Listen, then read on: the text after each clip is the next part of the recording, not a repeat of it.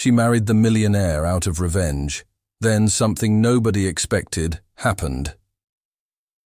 The wedding ring felt like a shackle on Ryan Blackwood's finger, but the smirk on his face said he'd already won. What he didn't know was that the woman standing beside him in that cold Boston courthouse had been planning this moment for 5 years. Every detail, every word, every calculated smile, Emma Hayes had orchestrated it all.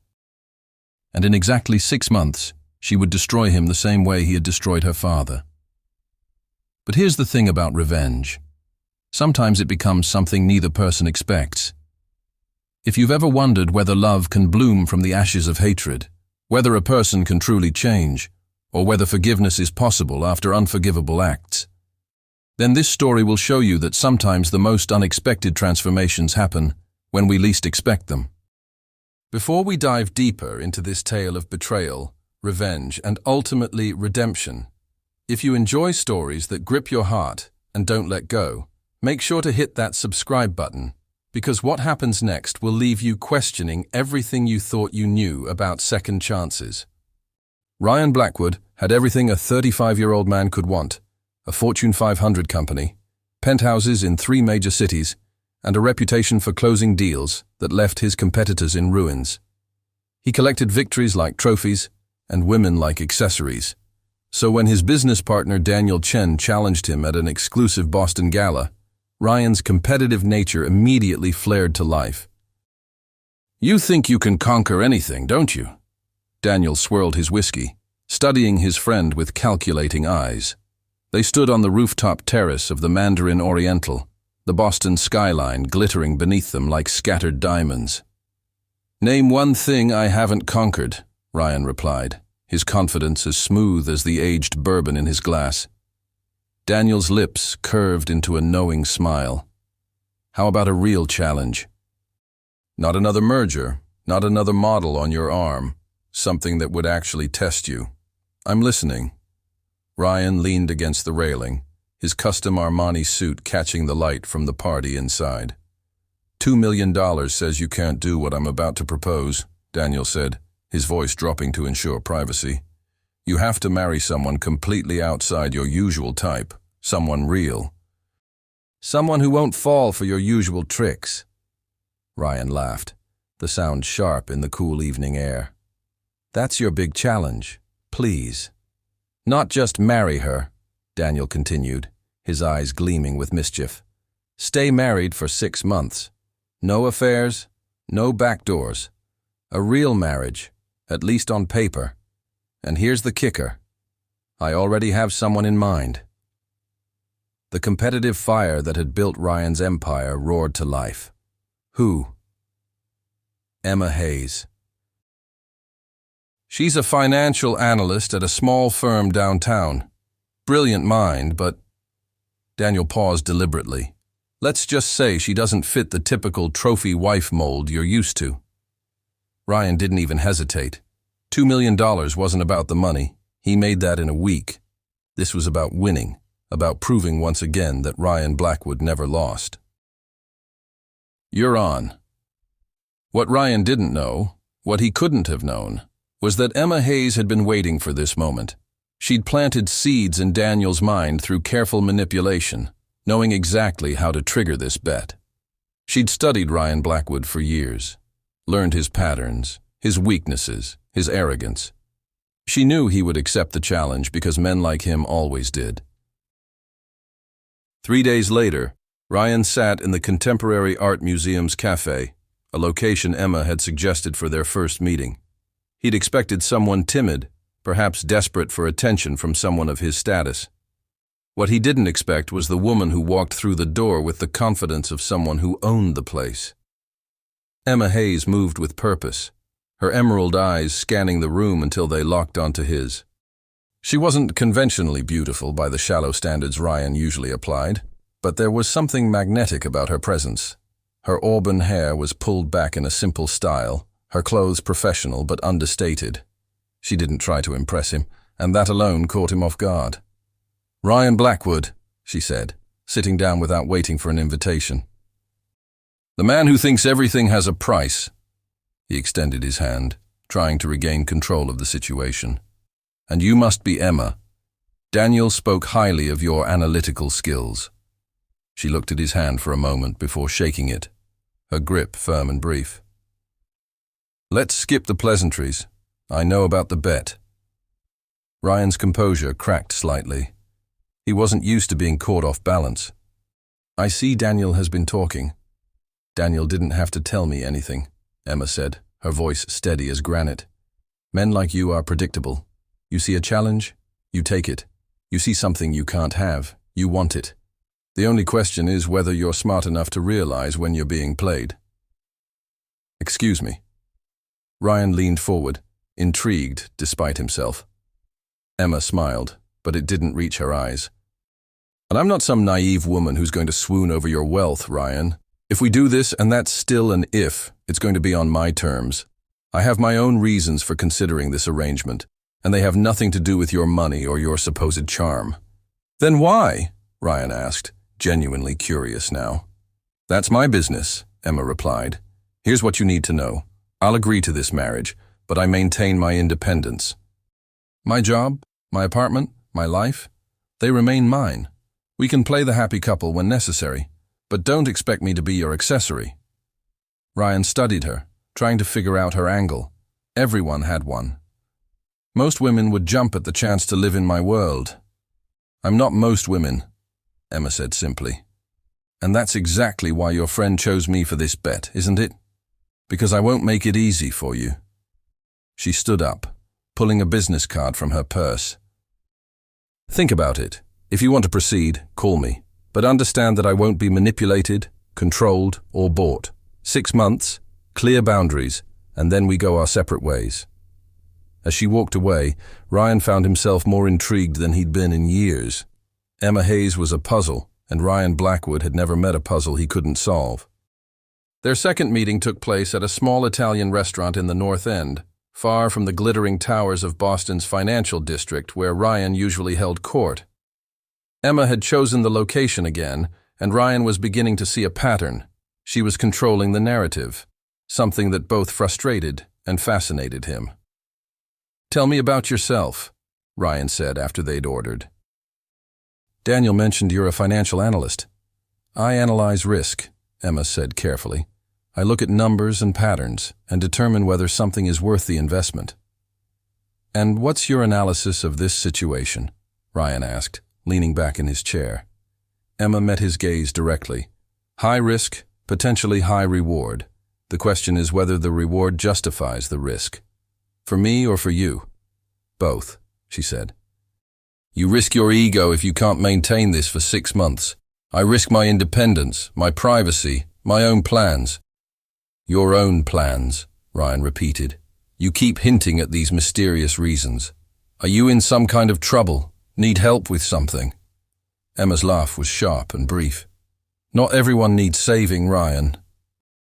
Some of us have our own agendas that have nothing to do with being rescued by a wealthy man. Then why agree to this at all? She paused, seeming to consider her words carefully. Let's just say I believe in karmic balance. Sometimes the universe provides opportunities to restore equilibrium.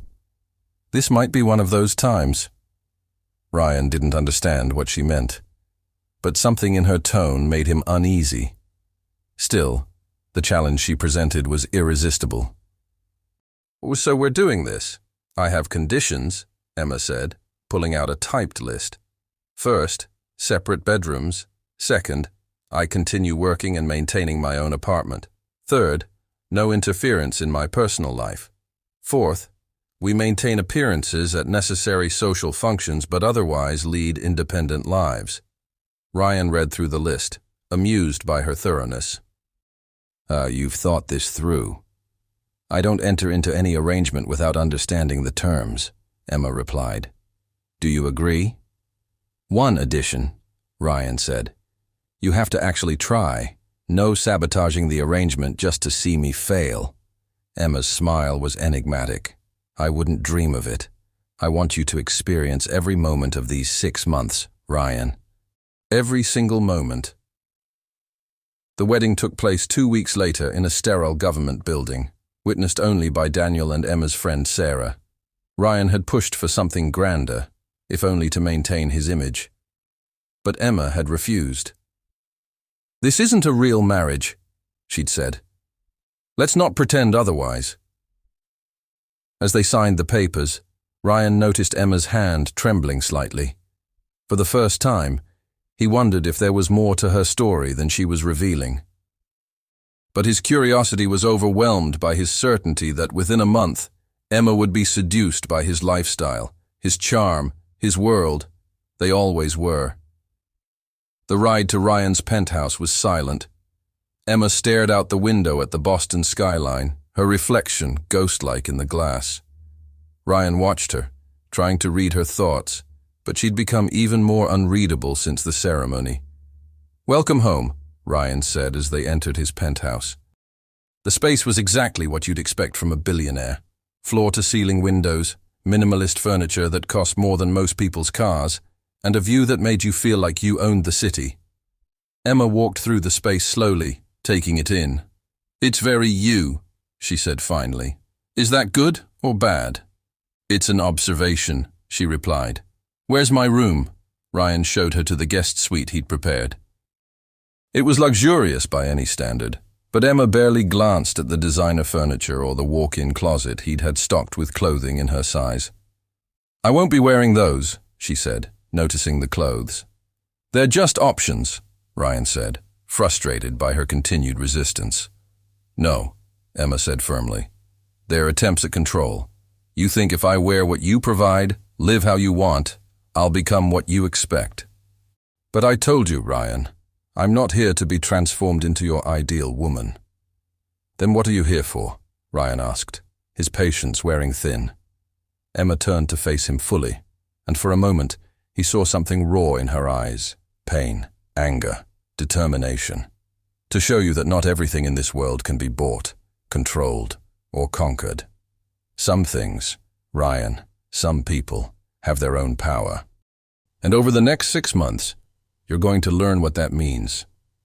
If you're intrigued by where this story is heading, if you want to know what Emma's real agenda is and whether Ryan will discover the truth before it's too late, make sure you're subscribed to the channel. Hit that notification bell too, because what unfolds next will challenge everything you believe about redemption and revenge. The first month of their marriage was a careful dance of boundaries and unspoken tensions. Ryan continued his routine of board meetings, business dinners, and strategic acquisitions, while Emma maintained her separate life with determined independence. But slowly, cracks began to appear in both their facades. It started with small things.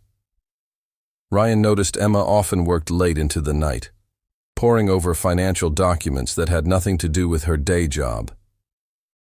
When he asked about it, she deflected. He observed that she never spoke about her family, never received personal calls, never had visitors except for Sarah, her sole friend who seemed to regard Ryan with barely concealed hostility. Emma, meanwhile, watched Ryan operate in his natural habitat with the cold precision of a scientist observing a predator. She attended the required social functions, playing the role of his wife with just enough conviction to maintain the charade. But she also saw things others missed: the way he destroyed smaller companies without a second thought, the casual cruelty with which he discarded business partners who were no longer useful, the complete absence of genuine connections in his life. One evening, about 5 weeks into their arrangement, Ryan came home to find Emma on the balcony, a glass of wine in her hand, staring out at the city lights. It was the first time he'd seen her drink. "Rough day?" he asked, joining her with his own glass of whiskey. "Anniversary," she said quietly. "Of what?" Emma was silent for so long Ryan thought she wouldn't answer. Then, still gazing at the skyline, she spoke. 5 years ago today, my father called me from his office. He said he'd lost everything, that Blackwood Industries had executed a hostile takeover of his company. He'd spent 30 years building that business, and in a single day, it was gone. Ryan felt his blood turn cold. The name of his company hung between them like a blade. "He called me at 3:47 in the afternoon," Emma continued, her voice eerily calm. "By 6:23 he was dead. Heart attack, they said. But I knew better.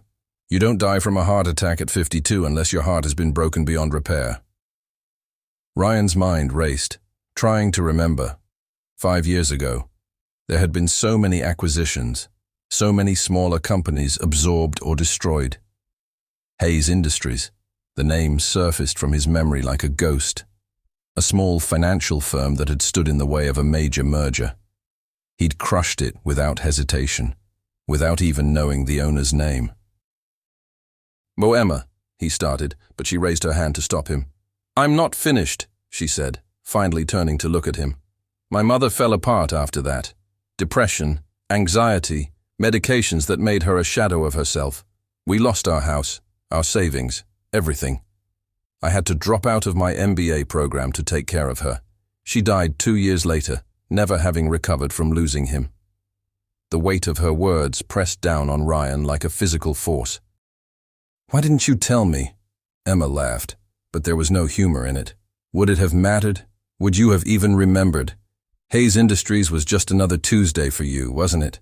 Another obstacle removed, another victory claimed. Ryan wanted to deny it, but he couldn't. She was right. He'd never thought about the human cost of his victories, never considered the families destroyed in his wake. "So this whole thing," Ryan said slowly, "the marriage, accepting the bet, it was all revenge." "Every single moment," Emma confirmed. "I've been planning this for 3 years, getting close to Daniel, planting the idea of the bet, making sure he'd choose me. I knew your ego wouldn't let you refuse. I knew you'd think you could win me over like you win everything else."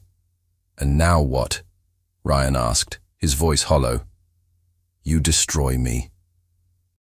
"Take everything." Emma turned back to the city. "No, Ryan. That would be too easy, too quick. I want you to understand what it feels like to lose something slowly, to watch it slip away piece by piece. I want you to feel what my father felt. The helplessness, the desperation, the gradual realization that everything you built means nothing." Ryan stood frozen, processing not just her words, but the meticulous planning behind them. The woman he'd dismissed as a challenge, a game, had been playing him from the very beginning. "But here's the thing," Emma continued. "I've been watching you for 5 weeks now. I came here expecting to find a monster, someone I could destroy without conscience. But monsters don't exist, do they? Just people who do monstrous things without thinking about the consequences." She finished her wine and headed inside, pausing at the door. "I'm still going to destroy you, Ryan, but I thought you should know why. You deserve at least that much truth, even if you never gave it to anyone else." That night, Ryan didn't sleep. He sat in his office, pulling up old files, looking at the acquisitions from 5 years ago. Hayes Industries was there, just as Emma had said, a small firm that had been in the way of a multi-billion-dollar merger.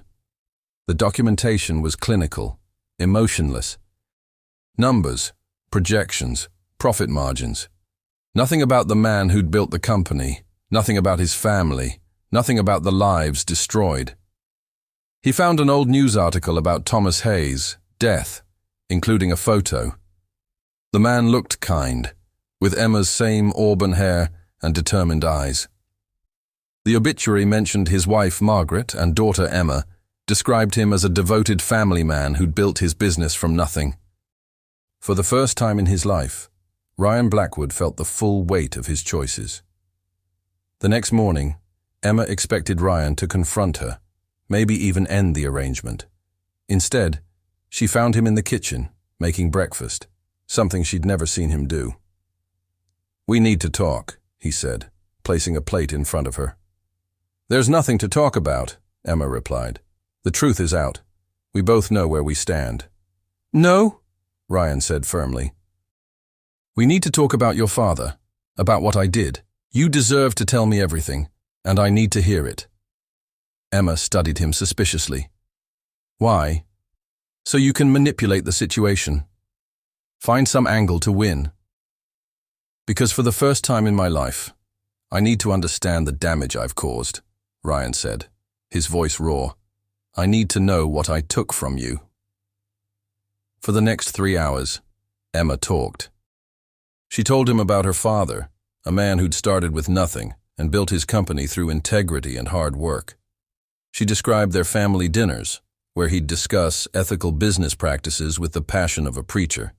She talked about how he'd personally known every employee, how he'd refused to lay people off even when times were tough, how he'd mortgaged their house to make payroll during the recession. He believed business could be ethical, Emma said, tears she'd held back for years finally falling. He believed you could succeed without destroying others. You proved him wrong in the most brutal way possible. Ryan listened to every word, forcing himself not to look away from her pain. When she finished, he asked, "What was the company's main focus?" "Micro-lending to small businesses," Emma replied. Dad wanted to help entrepreneurs who couldn't get traditional bank loans. He said everyone deserved a chance to build something. The irony wasn't lost on Ryan. He'd destroyed a company that helped build others, all for a merger that had made him rich, but ultimately meant nothing. "I can't bring him back," Ryan said finally. "I can't undo what I did, but I need you to know that I hear you. I see what I did. And I'm sorry, though I know that word means nothing against what I took from you." Emma stood to leave. "Your apology doesn't change anything. The plan continues." "I know," Ryan said. "I'm not asking you to stop. I deserve whatever you have planned. But Emma, can I ask one thing?" She paused at the doorway. "Let me try to make amends, not to you, but to others I've hurt. Let me use these remaining months to try to undo some of the damage. Not for forgiveness, but because it's the right thing to do." Emma turned to look at him, searching his face for deception. "Why should I believe this isn't just another manipulation?" "You shouldn't," Ryan admitted. "But you'll be watching anyway, won't you? You'll see if I mean it or not." Over the following weeks, something shifted in the penthouse. Ryan began working from home more, but not on his usual acquisitions and takeovers. Instead, he was tracking down former competitors he'd crushed, employees he'd laid off without severance, small business owners whose lives he'd upended. Emma watched, initially skeptical, as Ryan made call after call, meeting after meeting. He didn't just offer money, though he did that too. He offered partnerships, investment opportunities, genuine assistance in rebuilding what he'd destroyed. The first visit was to the Johnsons, an elderly couple whose restaurant chain he'd forced into bankruptcy 3 years prior. Emma insisted on coming along, wanting to witness what she assumed would be a hollow gesture. Instead, she watched Ryan sit in their modest apartment, listening to their story with genuine attention.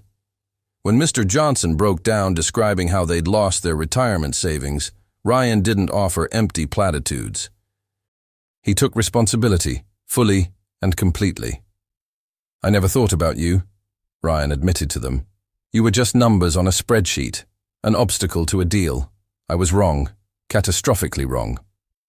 By the end of the visit, Ryan had not only arranged to restore their retirement funds, but had also offered to help them restart their business if they wanted, as partners this time, not competitors.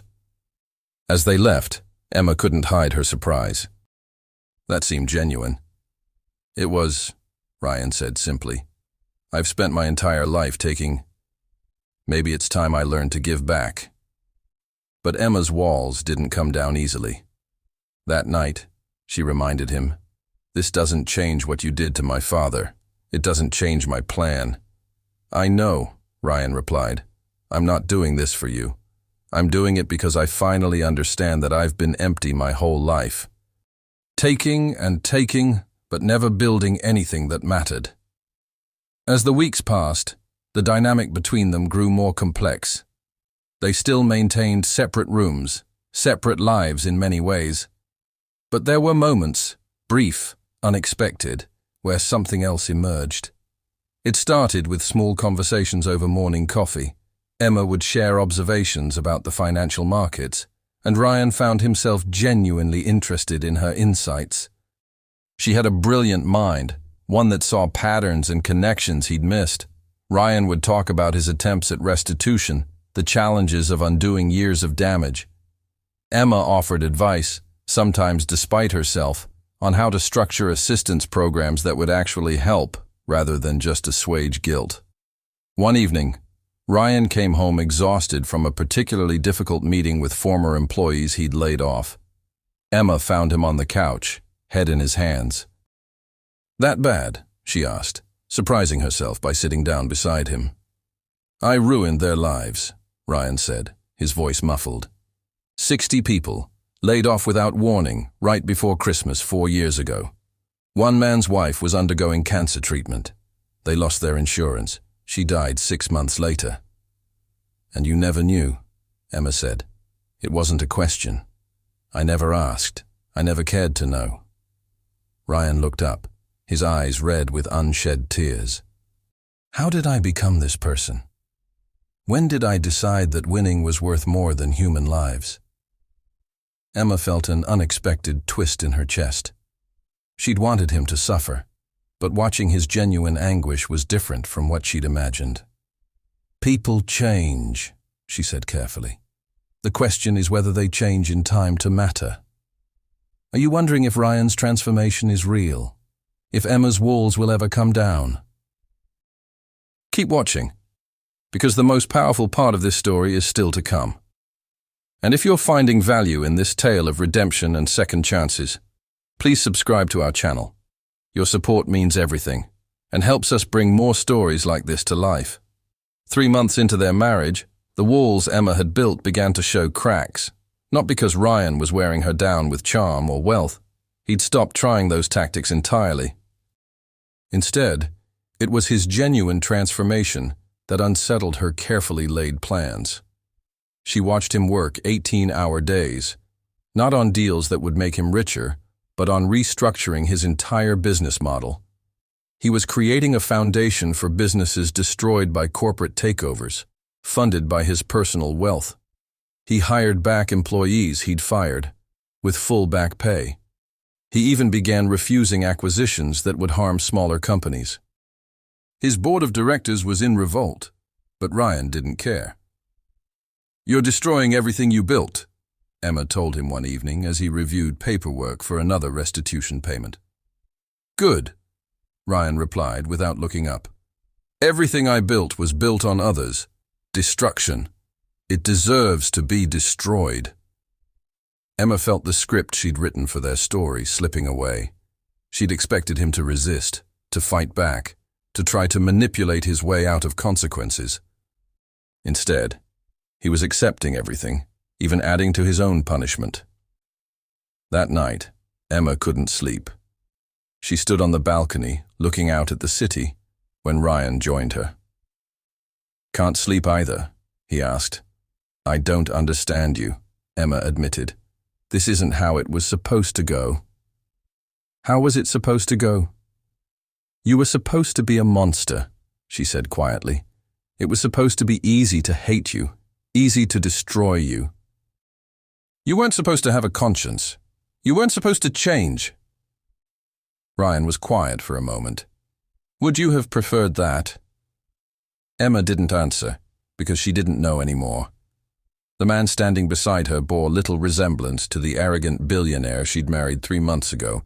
He looked tired, worn down by the weight of recognition and remorse, but also somehow more real than he'd ever been. "Tell me about your father," Ryan said suddenly. "Not what I took from you, but who he was. What made you love him?" Emma found herself talking, sharing memories she'd locked away because they hurt too much to revisit. She told him about Sunday morning pancakes where her father would make shapes of animals, about the workshop in their garage where he taught her to build things with her hands, about the way he'd dance with her mother in the kitchen while dinner cooked. "He sounds like everything I never was," Ryan said when she finished. "You could have been," Emma replied. "You had all the tools, all the intelligence, all the drive. You just chose a different path." "I never chose," Ryan said. "That's the problem. I just followed the path laid out for me. Be ruthless, be successful, be untouchable. I never stopped to ask if I should." Only if I could. They stood in silence, the city lights below them like a galaxy of possibilities and regrets. "There's something else," Emma said suddenly, the words escaping before she could stop them. "Something I never told anyone." Ryan waited, not pushing. "I was pregnant," she whispered. "When Dad died, when everything fell apart, I was 6 weeks pregnant. The stress, the grief. I lost the baby 2 weeks after his funeral." Ryan felt the air leave his lungs. Another life lost to his ambitions. Another future destroyed. "The father?" he asked gently. "Gone as soon as things got difficult," Emma replied. "Couldn't handle being with someone whose life was falling apart. But the baby, that was going to be my reason to keep going, my piece of Dad to carry forward. When I lost that too." She trailed off, and Ryan saw her shoulders shaking.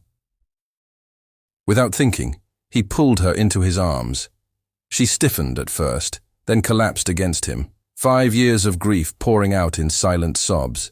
"I'm sorry," Ryan whispered into her hair. "I'm so sorry."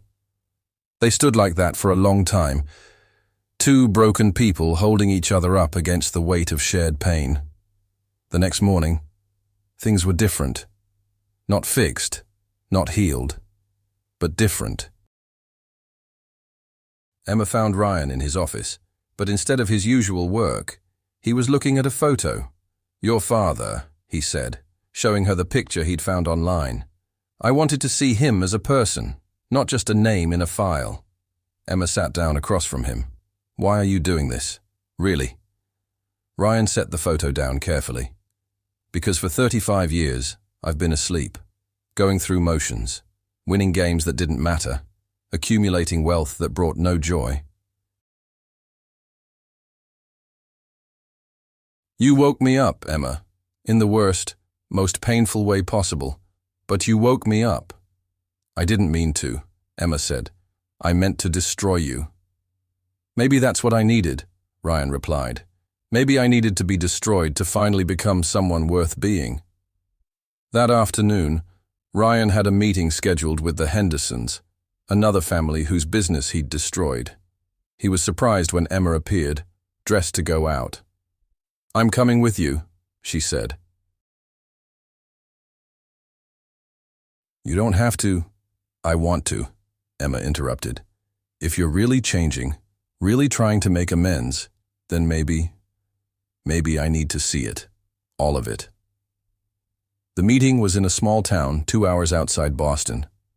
The Hendersons had run a family hardware store for 3 generations until Ryan's corporation had installed a massive chain store that drove them out of business. Emma watched Ryan sit with the family, listening to their story, taking responsibility without excuse or deflection. But what struck her most was when young Billy Henderson, maybe 8 years old, asked Ryan directly, "Why did you take away our store?" Ryan knelt down to the boy's level. "Because I was selfish and didn't think about how it would hurt your family. I was wrong, and I'm sorry." "Can you fix it?" Billy asked.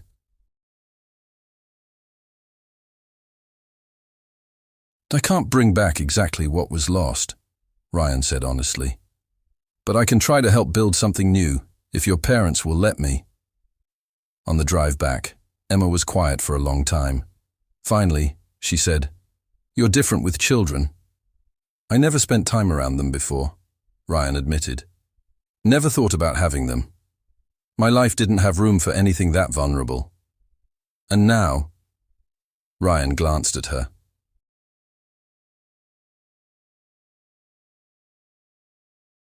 "Now I think about a lot of things I never considered before.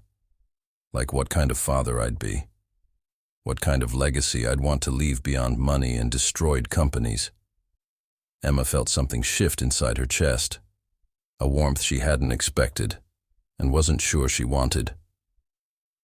That evening, they had dinner together, really together, not just occupying the same space. Emma had cooked, surprising them both, and they ate at the kitchen counter rather than the formal dining room. "Can I ask you something?" Ryan said as they cleaned up. "Why financial analysis? With your intelligence, you could do anything." Emma smiled slightly. "Dad taught me that numbers tell stories. Balance sheets, profit margins, market trends. They're all narratives about human behavior, about choices and consequences. I wanted to understand the story of how things work, how power moves through systems. And now you understand my story," Ryan said. "I'm beginning to," Emma admitted. "But Ryan, I need you to understand something. Even if you change, even if you make amends to everyone you've hurt, it doesn't resurrect my father. It doesn't undo the damage." "I know," Ryan said. "I'm not asking for forgiveness I haven't earned and may never earn. I'm just asking for the chance to become someone who deserves it, even if I never receive it." The next few weeks brought a rhythm to their strange partnership. Emma continued her work while closely observing Ryan's transformation. She attended more meetings with him, watching him face the consequences of his past actions with increasing grace and genuine remorse. But she also began to see something else. The man Ryan could have been all along. When he wasn't wearing his corporate armor, when he wasn't playing the billionaire game, he was thoughtful, even kind. He remembered details about the people they met, followed up on their concerns, genuinely invested in their recovery. One evening, Emma came home to find Ryan in the kitchen with Sarah, her best friend who had always treated him with open hostility. "What's going on?" Emma asked, surprised. Sarah looked equally surprised. "He called me. Said he wanted to understand more about what you went through after your father died."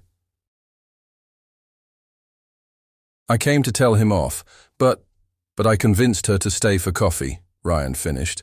"She's been telling me about how you held everything together, how you cared for your mother, how you never gave up even when everything was falling apart." Emma looked between them, unsure how to feel about her two worlds colliding.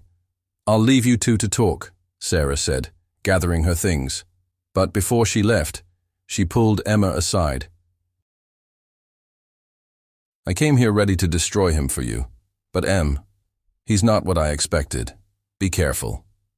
"Careful of what?" Sarah looked back at Ryan, who was cleaning up the coffee cups.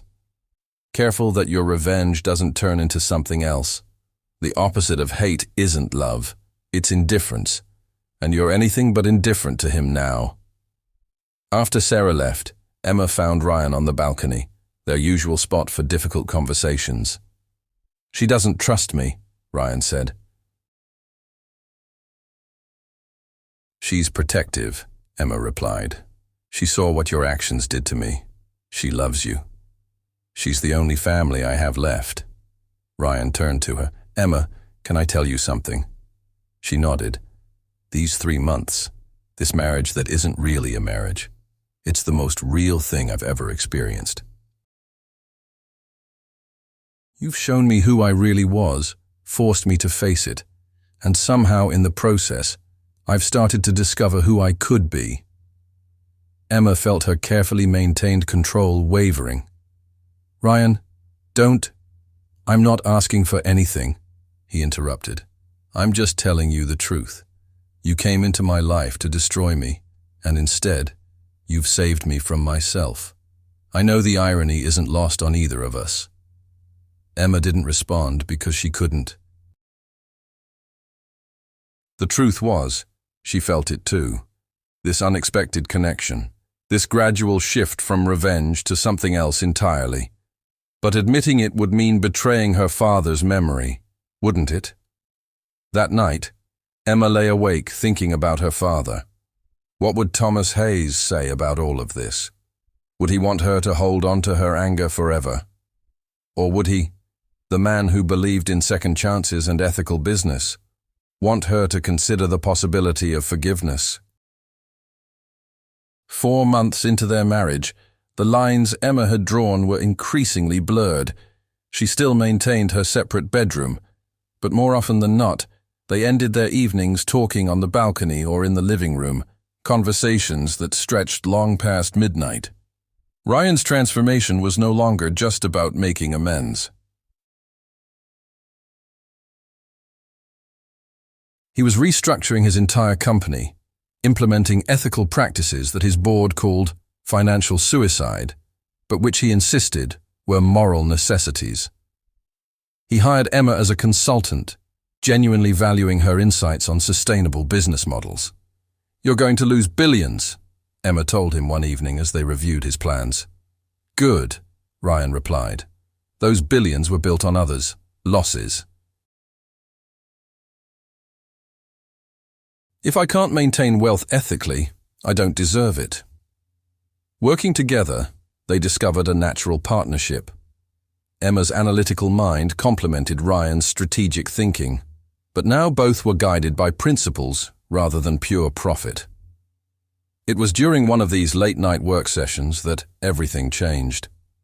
"Look at this," Emma said, showing him a proposal for converting one of his company's divisions into a cooperative owned by its employees.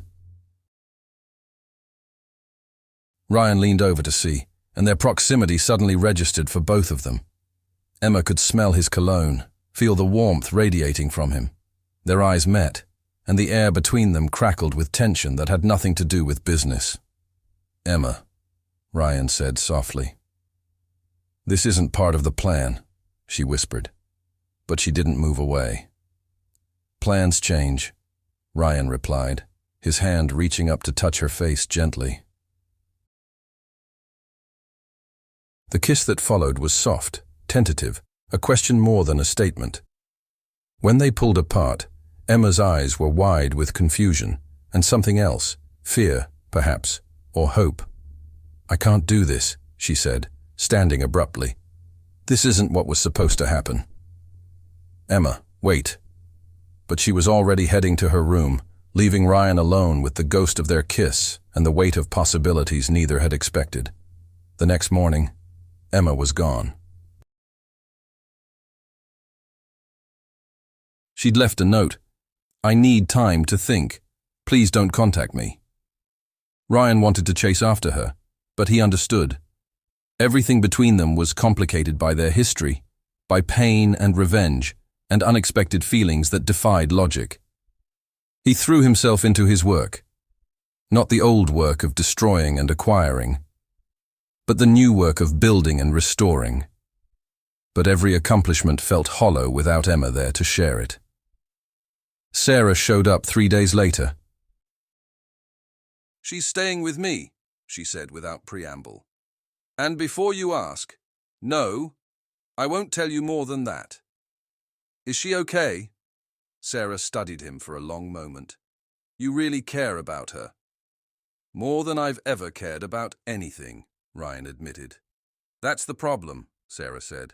"She came here to destroy you, and instead you've made her question everything she believed about justice, about revenge, about moving forward." "Do you understand how difficult that is for her?" "I never meant—" "I know," Sarah interrupted. "That's what makes it worse. If you were manipulating her, she could fight that. But you're not, are you? You've actually changed." Ryan nodded, unable to speak. Sarah sighed. "Give her time. She's processing 5 years of anger and grief, and now she has to figure out what to do with feelings she never expected."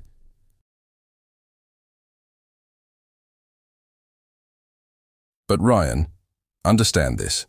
If you hurt her, if this transformation of yours isn't real, I will destroy you in ways Emma never dreamed of. If I hurt her, I'll help you do it," Ryan said sincerely. A week passed. Ryan continued his work, methodically working through his list of people and businesses he'd wronged. Each meeting was a reminder of the man he'd been and motivation to be better. He was in the middle of a session with his legal team, setting up trust funds for the children of employees he'd laid off, when Emma walked in. She looked tired but determined, and Ryan's heart jumped at the sight of her. "We need to talk," she said. Ryan immediately dismissed his lawyers, and they were alone. I've been thinking, Emma began, pacing the office. About my father, about what he would want, about what justice really means. Ryan remained silent, letting her work through her thoughts. He wouldn't want me to live in anger forever, Emma continued. He believed in redemption, in second chances. He gave them to employees who made mistakes, to clients who couldn't pay on time. He'd probably be horrified that I've spent 5 years planning revenge. He'd be proud of your strength, Ryan said softly. Emma stopped pacing and looked at him. I came here to break you, Ryan. And I did.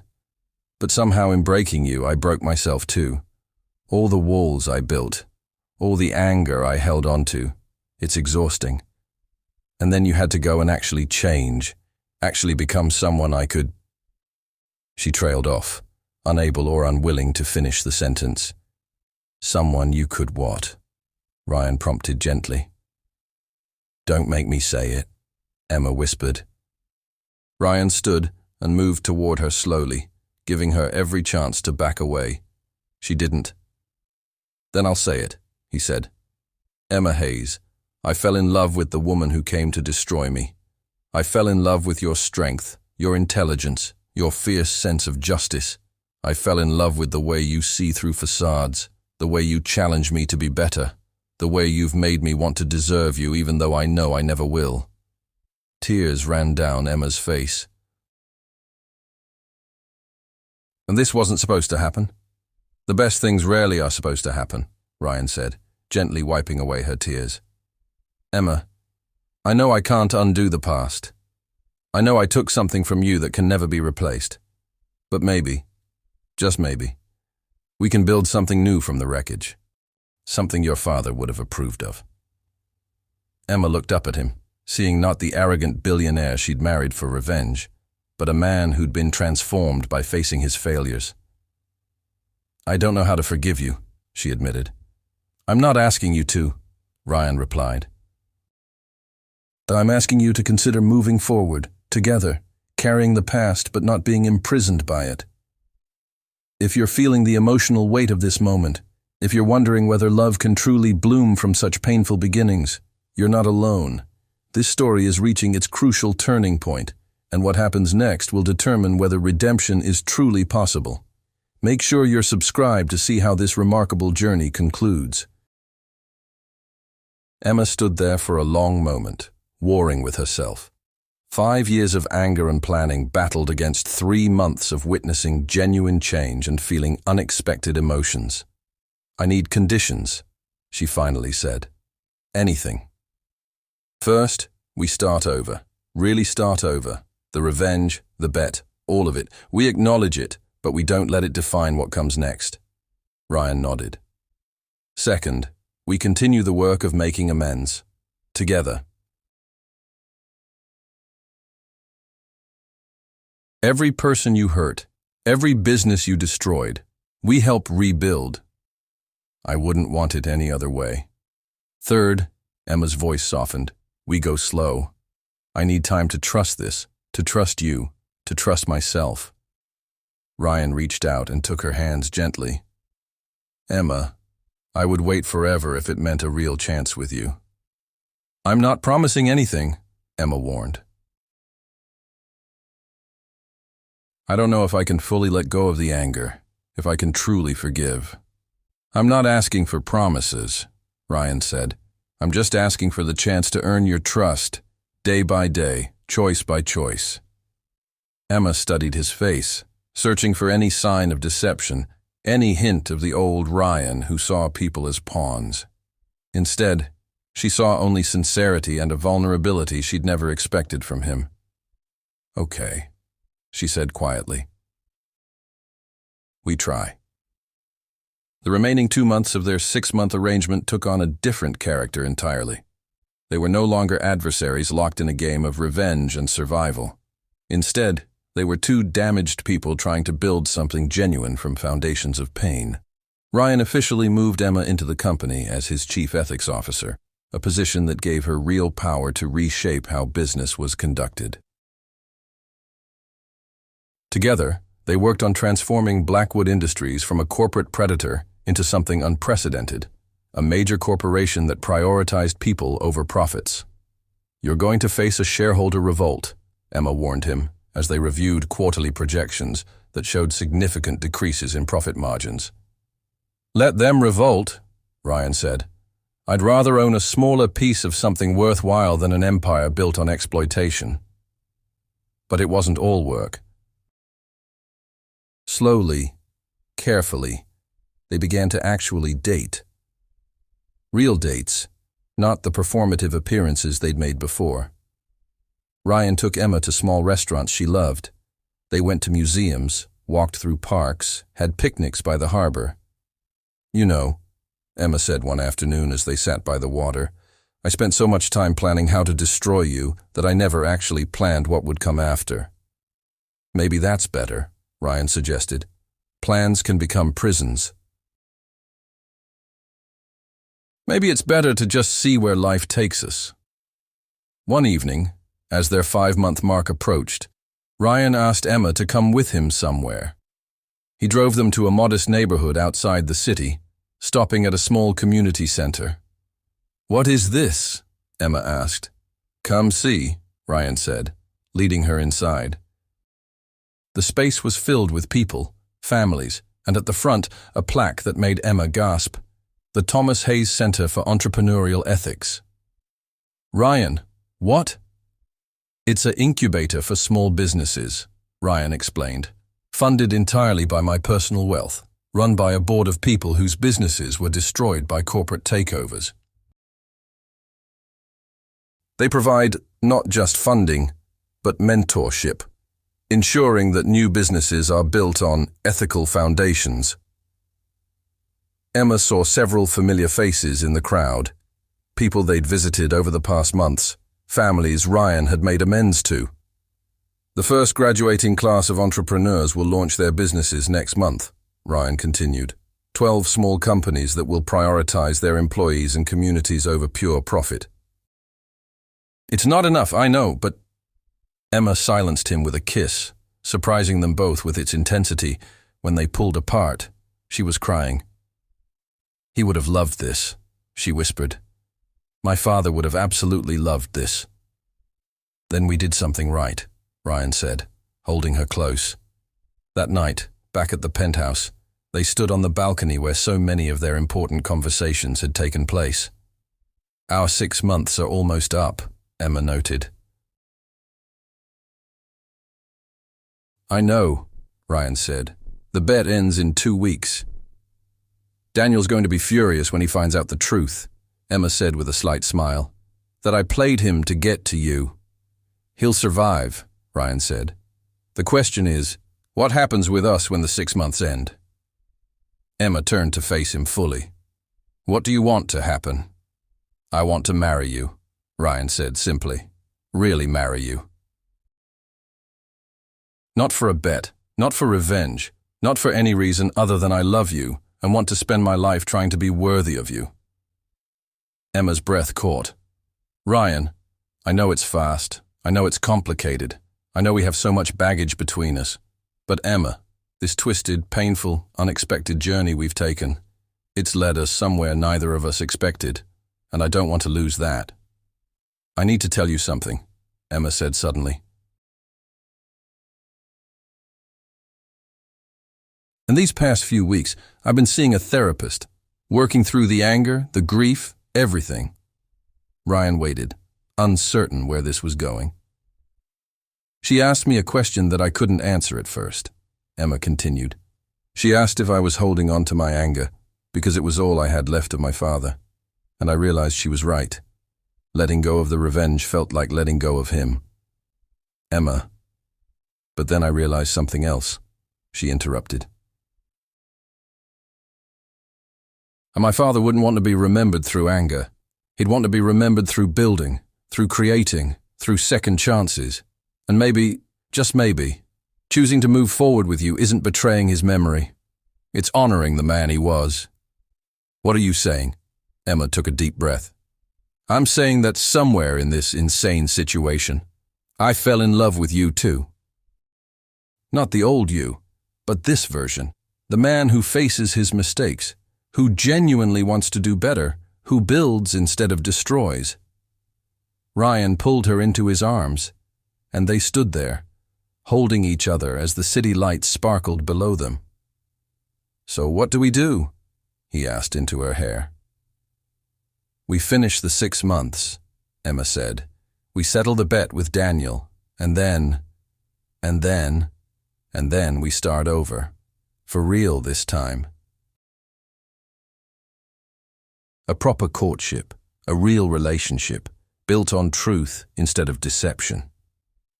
Ryan pulled back to look at her. "I can live with that. But Emma, I need you to know, bet or no bet, time limit or not, I'm in this for life." The final 2 weeks of their arrangement passed quickly. Daniel's reaction to learning the truth was explosive, then incredulous, then oddly impressed. "You mean she played me?" he asked Ryan over drinks. "Completely," Ryan confirmed. "She orchestrated the entire thing," Daniel laughed, shaking his head. "And you fell in love with her." "Completely," Ryan repeated. "You know what? Keep the money. Consider it a wedding gift for when you two do this for real." On the 6-month anniversary of their courthouse wedding, Ryan and Emma signed divorce papers, officially ending their arrangement. Then, standing in the same government building where it had all begun, Ryan got down on one knee. "Emma Hayes," he said, pulling out a simple ring, nothing like the ostentatious jewelry he would have chosen before. "Will you let me spend the rest of my life earning your trust, your respect, and your love? Will you marry me, for real this time?"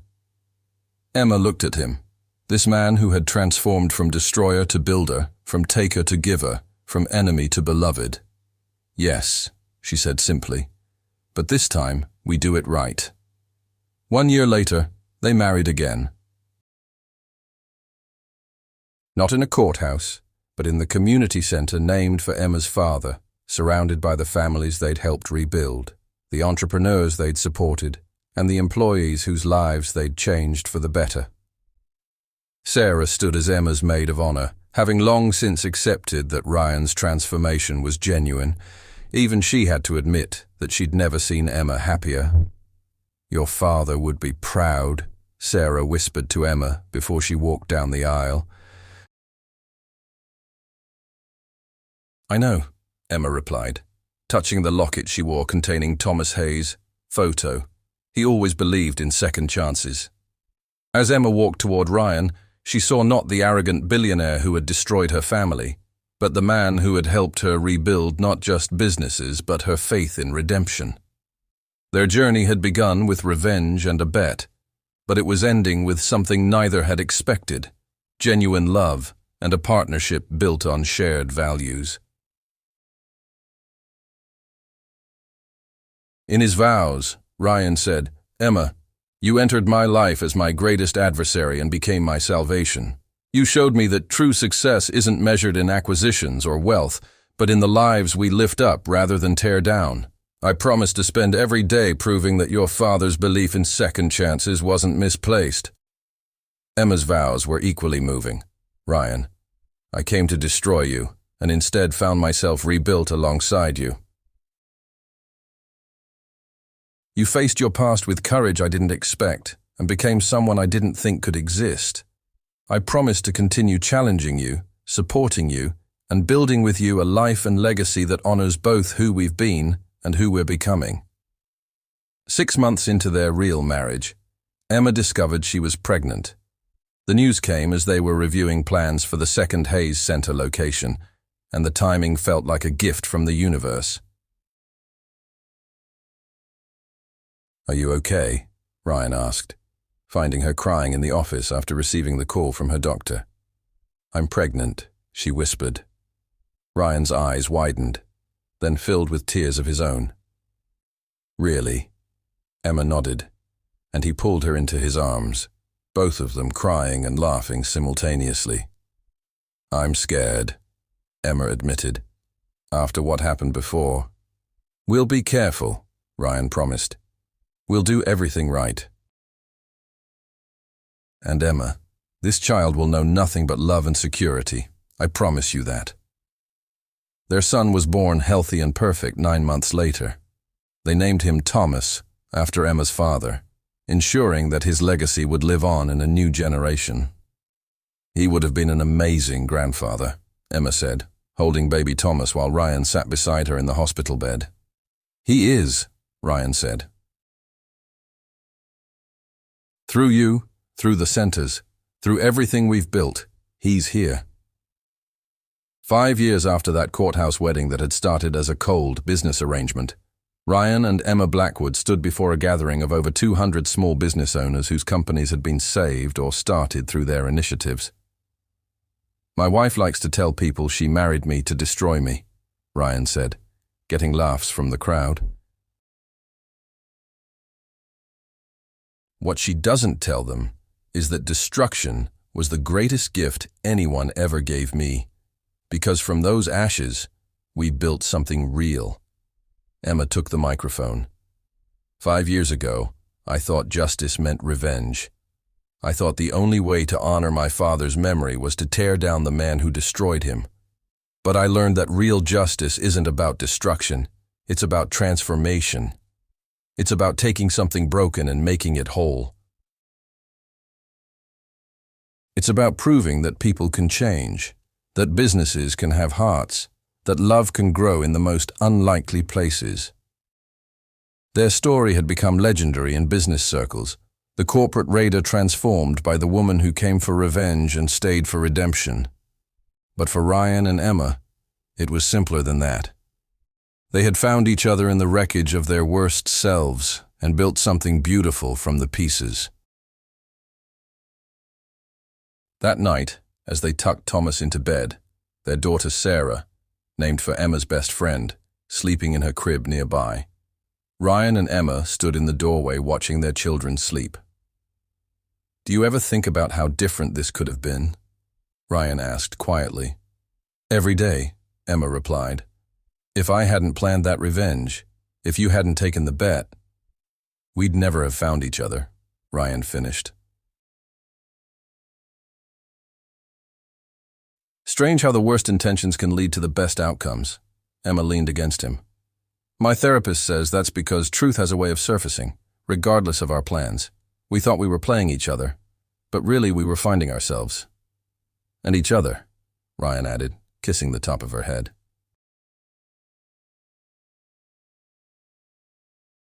As they stood there, watching their children sleep peacefully, secure in the knowledge that they were loved and would never experience the devastation that had brought their parents together, both Ryan and Emma reflected on their unlikely journey. From a bet born of arrogance and revenge, plotted from grief, had emerged a love story neither could have written. They had proven that people could change, that forgiveness was possible, and that sometimes the person sent to destroy you becomes the one who saves you. I love you, Ryan whispered. I love you too, Emma replied, even though you once ruined my life. Especially because I once ruined your life, Ryan corrected. It brought us here. And here, in their rebuilt life, in their ethical business empire, in their growing family, in their daily choice to be better than they were yesterday, here was where they both belonged. The ending nobody saw coming had become the beginning neither of them knew they needed. What started as a billionaire's arrogant bet had transformed into something nobody could have predicted. If this story touched your heart, if you believe in second chances and the power of redemption, please subscribe to our channel. Share this story with someone who needs to hear that it's never too late to change, never too late to forgive, and never too late to build something beautiful from the ashes of our mistakes. Thank you for joining us on this emotional journey. Your support means everything and helps us continue bringing these powerful narratives to life. Until next time, remember that sometimes the person who enters your life to break you becomes the one who helps you become whole.